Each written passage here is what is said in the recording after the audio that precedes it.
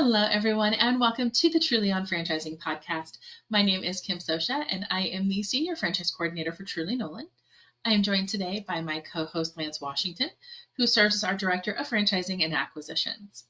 I think Lance would agree that we are very excited today to record our inaugural podcast. During our podcast, we're going to talk a lot about franchising with Truly Nolan, but also franchising in general, business culture, trends, and opportunities that affect small businesses in the franchise arena. Today, we are very happy to have Matt and Chrissy Rippetoe joining us. Matt and Chrissy are the proud owners of the Truly No One franchise that serves the Savannah, Georgia market. They started their franchise in 2018, so a little over 5 years ago. Now, Matt, Chrissy, your franchise is what we would consider a cold start franchise, meaning that you started without a defined customer base. So you weren't a conversion franchise, right? You literally started from the ground up. Let's go back to the very beginning of your journey. What made you decide to start your own franchise and your own pest control business? Well, first of all, Kim, thanks for having us. There's not really any short answer to that. It was it was kind of an accident, but I will say that I had really the best mentor imaginable, um, and that was with Dr. Chris Christensen and our Lexington, Kentucky franchise, and I really owe so much to him, kind of really teaching me everything that I know. But I was a terrible employee, so it was just a matter of time before I was going to want to go out and and you know go on my own and start my own franchise. But I really wasn't interested in doing anything else. I absolutely fell in love with this business, and I can't imagine being in any other industry doing anything other than pest control with Truly Nolan. I am Matt's wife, Chrissy. Again, thank you for having us, Lance and Kim. I did not come from a pest control background in the least. I still start and sometimes scream when I see a bug, honestly. So I'm very happy with my job as office manager and marketing manager here. I came from a TV background. I worked at a TV station for a long time in marketing for customers. And honestly, even though I didn't come from this industry, there was a lot in my background that has prepared me for what we are doing here. So, when in your journey did you guys start looking at maybe franchising out, and why Savannah? Well, again, that's kind of a hard question to answer, but we both started thinking about opening our own franchise about the same time, uh, but we didn't talk to each other about it. And you know, I would say it was soon after we got married in the fall of 2015. I promised Chrissy a few things if she would be my bride, and that's number one, I'd get her back to the beach someday. Um, Number two, we'd be able to spend more time with her dad in Florida. Um, I did not I didn't have any idea that I was going to make good on those promises this quickly. But opening Truly Nolan of Savannah checked both those boxes. And where was your mind about this time? Because we didn't know that we were both having the same plan develop because we hadn't No, talked about it yet. we hadn't. And we actually came, visited Savannah during our trip to where we got engaged. We would take a St. Patrick's Day trip every year on our the anniversary that we met, and Savannah was one of the places we came. And right after that trip, I knew that Matt wasn't a very good employee, even though I'm sure he. I can say that. I don't know if you can say Well, I'm that. your current boss, so I think I get that right.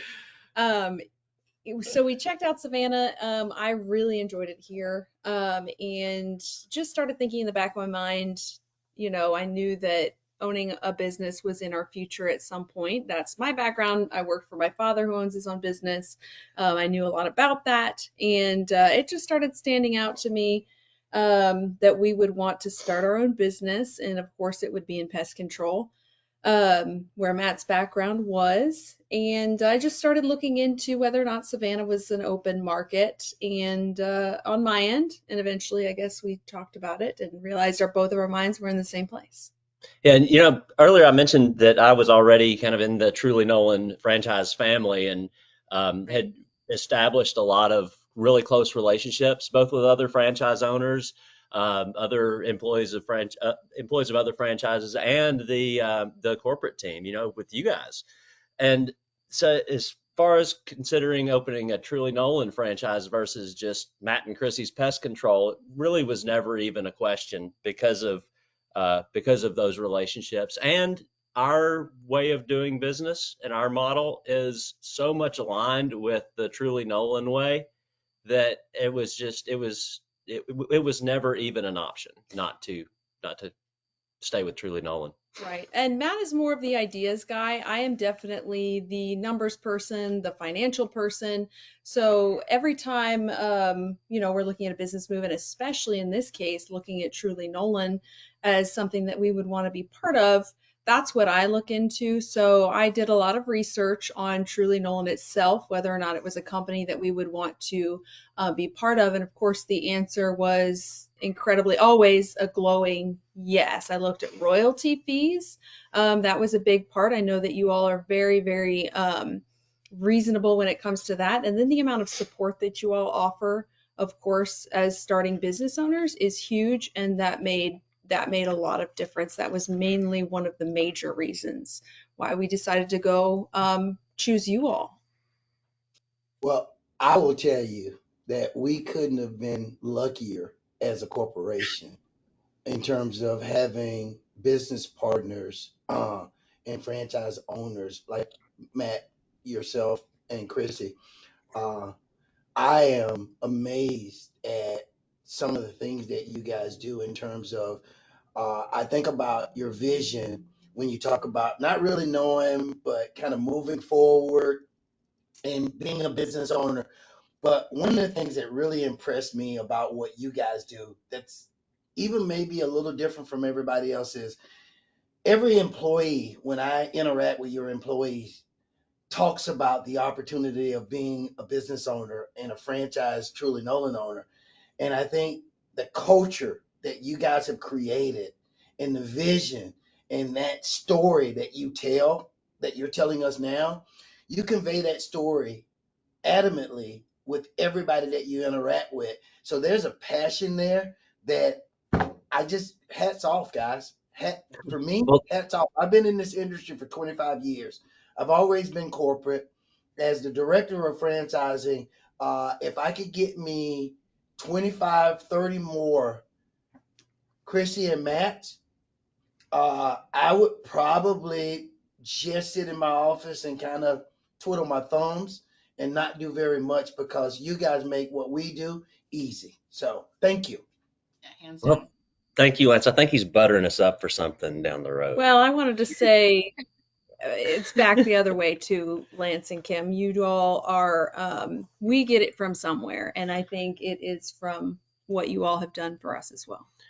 Absolutely. And Lance, you mentioned something just a second ago about talking about our employees and really wanting to tell our story and make sure that they know how we got to where we are now, because we want to provide the same opportunities to every one of our employees if that's what they want for themselves.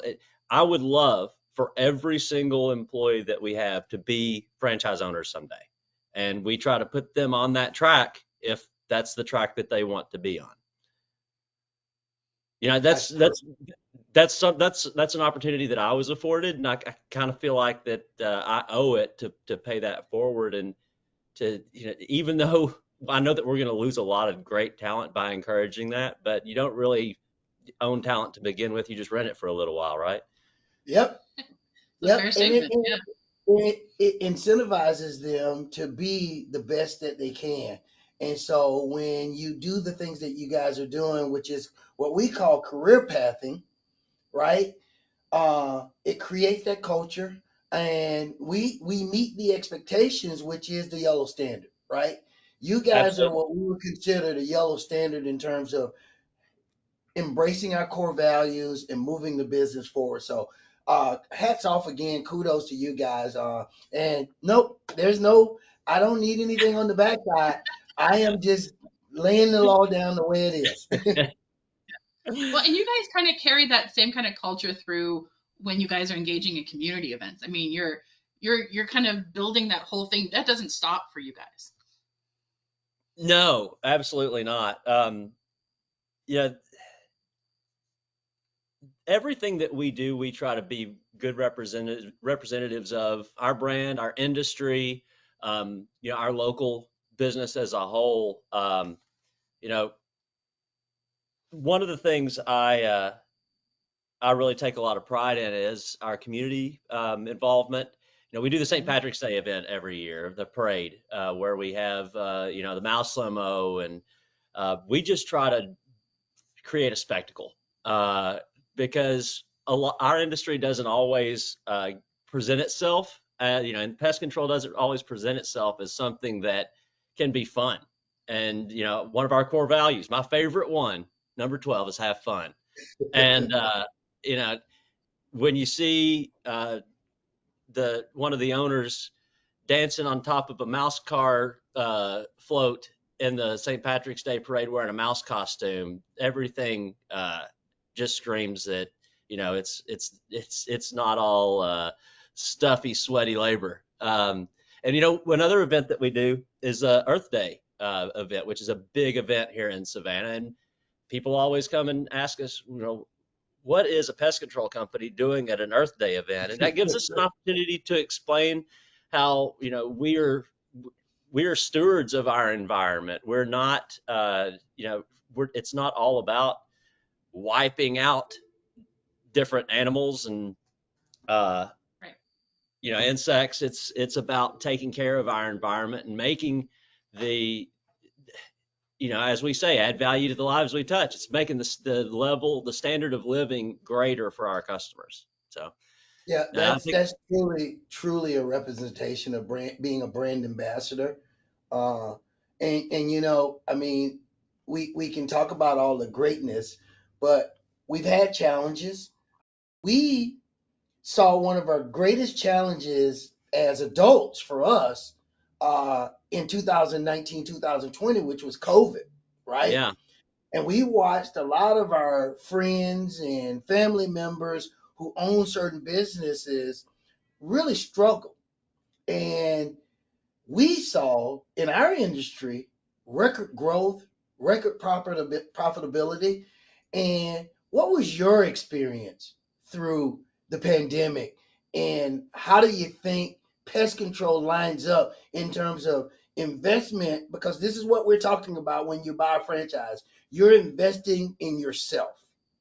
So from that investment perspective, tell me a little bit about the pandemic for you guys.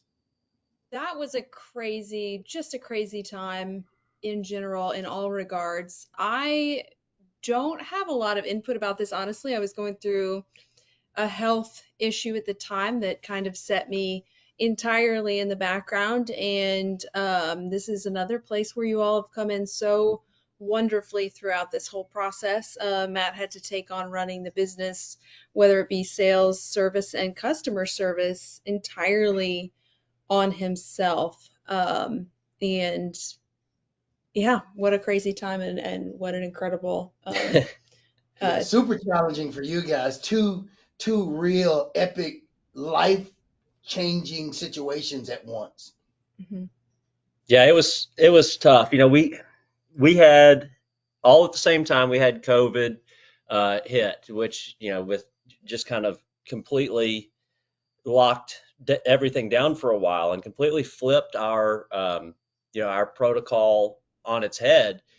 And then, of course, Chrissy had to step away from the business for a little while. And then about that same time, our only other technician also moved away. So we had the benefit of being so young as a business that we didn't know any better.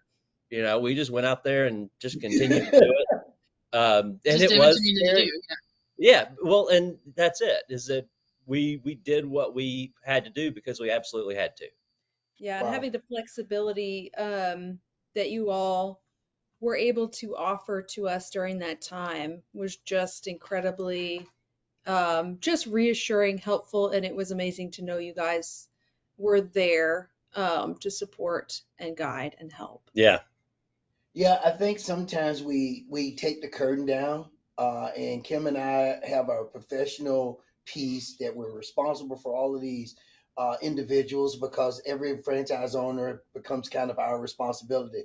But I think we kind of move the curtain back and go, yep, we got business partners, but we also got family. And I think people may hear us say that and may go, huh, I don't know about that. You get an opportunity to be a part of this group, you find out very quickly that there is a lot more to that mention of family than you could possibly fathom as you go through an onboarding process, as you go through that interim piece of developing your business. We develop relationships, we call each other, we talk about things, and sometimes we have to bear down and say, let me be the strong hand that holds you up, or let me be the shoulder that you cry on. And for me, and having that opportunity and having those relationships, it's more than just business. And I don't know if you can get that anywhere else. I don't, very few places, Lance. And, it's easy to talk that talk, and I'm sure a lot of people think that, but it's a lot harder to actually back it up and walk that walk. And yeah, through all of those things, um, having that real family on the other side of things is it's invaluable.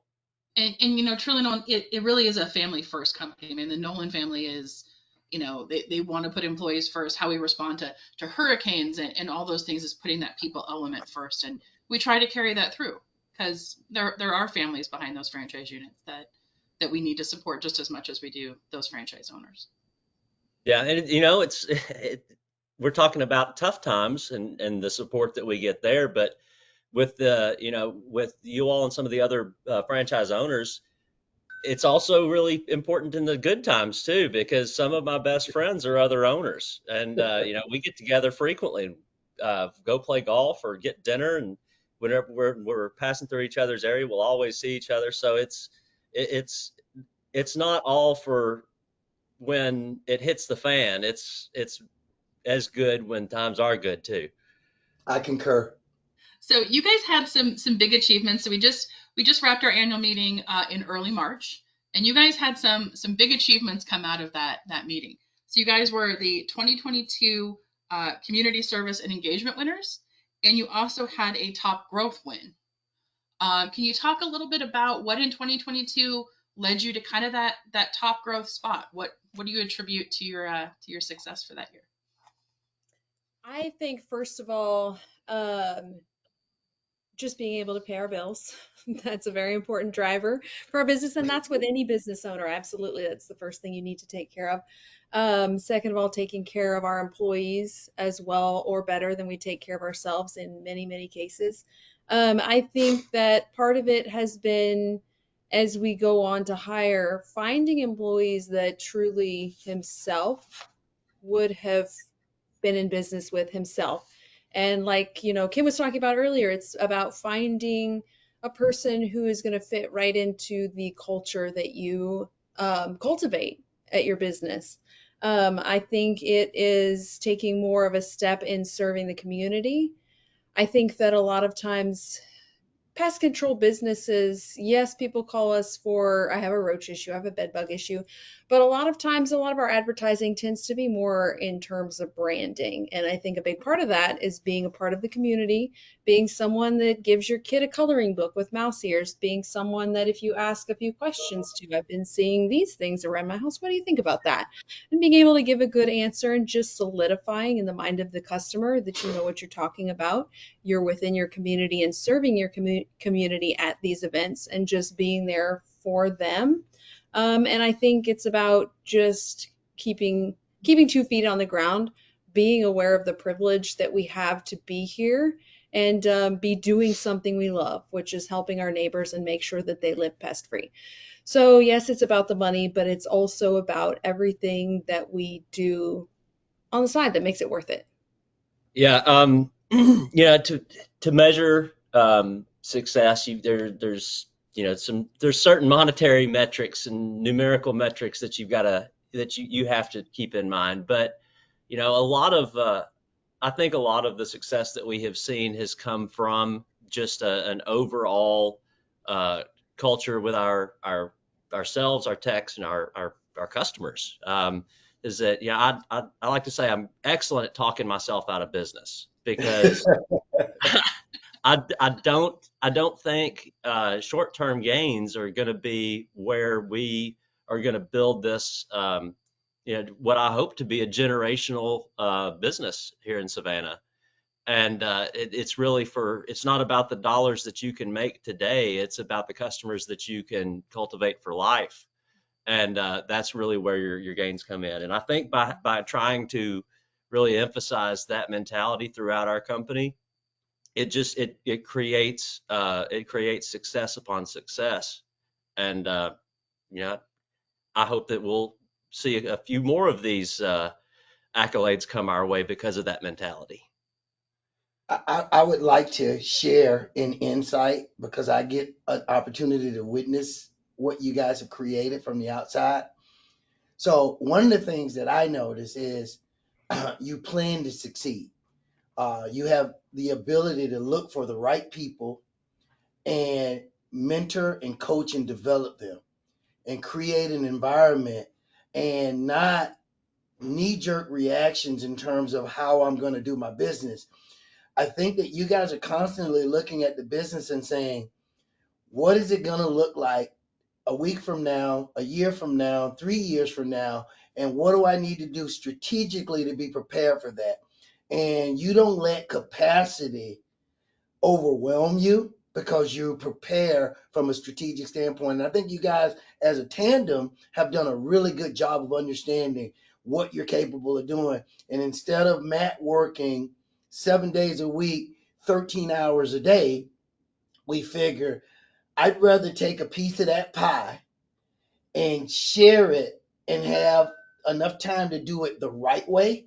And so that's a tribute to what you guys do in terms of your style of management and creating that culture and creating that desire to grow the business. So again, I'm going to give you a lot of hats off and kudos as we go through our conversation. But I just want you to know that those are my takeaways as I look at you guys as business owners. And I think you're right on with that, Lance. One thing that I like to put into every decision that we make as a team is this going to work with 50 employees as well as it works with 5? So it's about having that mindset going forward. Yes, you could probably, help out a technician in these areas today, but will you be able to do that in the future? No, let's create a system that can take care of that for us. Well, I was just going to say that I'm thankful uh, to have someone like Chrissy that she's good at a lot of the things that I'm not good at, and I would say that she would say the same thing. So it's very fortunate that um, the the elements of the business that I don't necessarily have the mindset or capacity for, she's good at. And back to Matt's comment about more of quality over quantity, and along with what you just said a little bit earlier, Lance, is that I can put 10 customers on Matt a day to do inspections for. Is he going to finish 10 proposals at the end of the day or 10 proposals by the next day? No, he's not. He's not going to do that. But if he takes 5 customers a day, can he finish 5 proposals at the end of that day and make the same amount of money in terms of financial aspects? Yes, he can. And that's being able to take care of the customers you have promised to take care of. And just to clarify, it's it's not quality versus quantity. It's quality and quantity.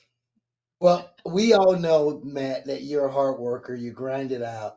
Again, you guys have the right attitude from a owner. If we're doing a webinar and we're talking to owners, we can look in our kind of vision portal and go, if they're answering questions and behaving like Chrissy and Matt, then that's a franchise owner that we're going to embrace and that's going to work really well with us. So again, we have some really good franchise owners. We have some more that stand out. You guys are on the standout level. I look forward to watching you guys grow.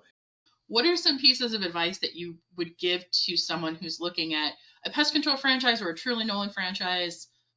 I am going to start with the 12 core values. If you don't know what those are, look them up. They are a wonderful way not just of running a business. They are just a wonderful way of operating as a human in the world. You can use each one of those 12 values in life as well as you can in business. I just think they're extremely important to not only starting a business, but starting a business in the truly Nolan world. I would also say, yes, absolutely, Chrissy. But I would also say, expect it to not be a cakewalk. It's not going to be an easy start, but I mean, very few things that are worth it are easy. So, what are some of your guys' big goals for 2023 as we look toward this year? Oh gosh, that's a big one. So some of the more specific goals is that I want to add a full-time admin and let Chrissy focus on some of the things like what we've been talking about with strategic planning. Mhm. I'd like to have 2 more technicians. That's kind of a requirement before we're able to get there. And really, my target is about 60 to 70% year-over-year growth. I think if we do that, we're going to be able to stay on track to meet our longer-term goals. And one of the things that I had wanted to do that we were able to partly do, but one of my goals is to offer health and retirement benefits for every single employee, as well as short and long-term disability. We've got most of those covered now, and that's something that happened faster than we expected. Like I said, we're not there completely where we want to be for our folks, but that's important to us too. Is it not just providing the opportunity for a career, but we look at it as that we not only have an obligation to our employees, but also their families and their standard of life. And I guess this is one of those places where Matt and I kind of swap roles, and he becomes more of the details oriented person and I become more of the big picture person. But I think my major goals going forward are establishing ourselves in a stronger position in the community to be known as a company that operates via the quality that we can provide a customer, and not just a company that says they show up, sits there for 15 minutes and moves on. That's not how we do business. It's not the truly Nolan way.